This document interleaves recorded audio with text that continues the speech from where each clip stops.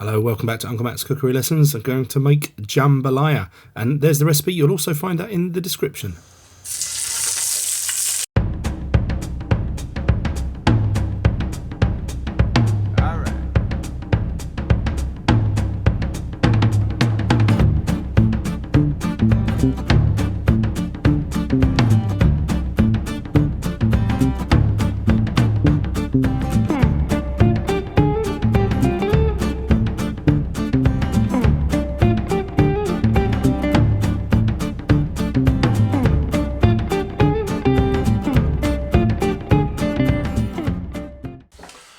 Okay, another day of self-isolation is not fun, but I'm going to try to create as many dishes as I can while I'm tied up at home and not working. So I'm going to make jambalaya, which is, most people will be able to find some of these ingredients or most of these ingredients in their fridge or in their cupboard.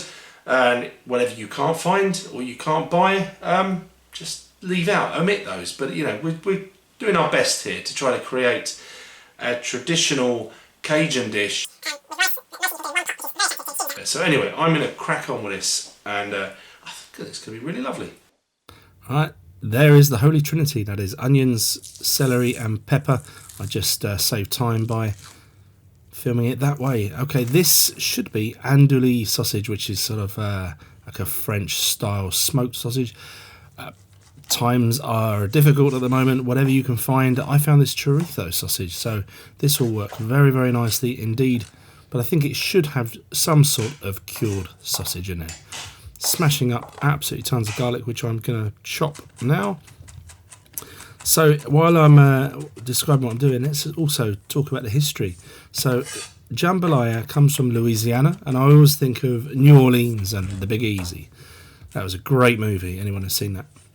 There's a couple of very hot chilies. I don't know what they're called. That I dried myself actually. And so a couple of those is more than enough for this dish. It's going to have some cayenne going in it as well. So that's a lot of the vegetables prepped. This is some spring onions, which is going to be for finishing the dish later. And like I was saying at the beginning, you know, whatever ingredients that you can find, you know, let's not beat ourselves up on whether or not we're doing this 100% authentically. Chicken, skin down. These are just thighs. I love chicken thighs. They're definitely my favourite. And I'm taking a good 4 to 5 minutes on a low to medium heat to get a really nice, hopefully deep brown coloration on there. That is also going to add some extra oil to the pan, and we'll get those out. I only gave them just a minute or so on the other side. And let's put the chorizo in at this stage, because again they're going to leak their lovely colour into the oil, and it's just a flavour bomb going in there. So we'll hoik those out, and then so this type of jambalaya I'm making is with a browned roux, and I have never tried this. I've done a basic jambalaya before where you just sweat the vegetables and the meats, add the rice, add the stock and cook it out. This is different. Now, the reason why I've added a bit of extra flour there and I've adjusted the recipe to sort of be more accurate is that there was the extra oil coming out of the other ingredients that I didn't account for. So a little bit of extra flour in there. Whether it's going to make that much difference to the dish, I don't think so. Now, I've got this on a medium heat. I'm taking a slight risk by cooking this quickly, because if you do it classically, it's going to take like 45 minutes, and I haven't got the patience. But that's the point where I'm thinking I haven't got the courage to keep going any darker than that. Some people may. There might be some people that have done this loads of times, said that's not right, it should go darker, but I bottled it at that stage. I thought, I'm not going to risk burning this. It had a kind of like almost like a digestive biscuit flavour, if that helps you, and smell as well. So when you're cooking that, if you're doing it this way, when you got that smell, it's just wonderful. Keep the house smell great. So in with the Holy Trinity, and I decided, yes, let's pick some thyme, throw that in there. Let's then get the garlic and chilli. I left that just for a minute out because those ingredients may burn a little bit while that roux was, it's like molten lava. I've seen people add beer to jambalayas before, so I had an excuse to open a bottle, but that was just a few glugs. Stir that around and you'll see that roux thicken up very, very quickly, and then it's going to be time to get the stock in. So I'm going to try to explain the difference between the different types of jambalaya. There's Cajun and there's Creole. I believe Creole has tomatoes in it, and Cajun doesn't. Okay, the rice went in. That was a brown basmati, which would not be classical, I don't think. It's just that's what I got in my cupboard. And as I say, times are difficult, we all know. Now, I didn't want to waste those extra little bits of juices from the chorizo, so I rinsed that out. I was going to use my hand to do this, and I thought, why do that? Just put it straight in the dish. So that's the cayenne and the paprika. I normally have some actual pre-mixed Cajun spice lying around, but I've obviously used it all, so that's what I did there. That may not be authentic. So stir that a while, get the chicken pieces back in, and I want to braise this. Any resting juices that have accumulated, get them in there. Now, I was worried about just cooking this completely on a stove because I thought, no, the rice is going to catch on the pan. So I've got my oven on low.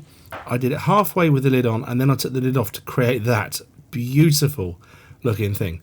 And let's get those chicken thighs out now because I want to finish off the rice with the extra ingredients. I want to have a taste. My rice does look quite stodgy.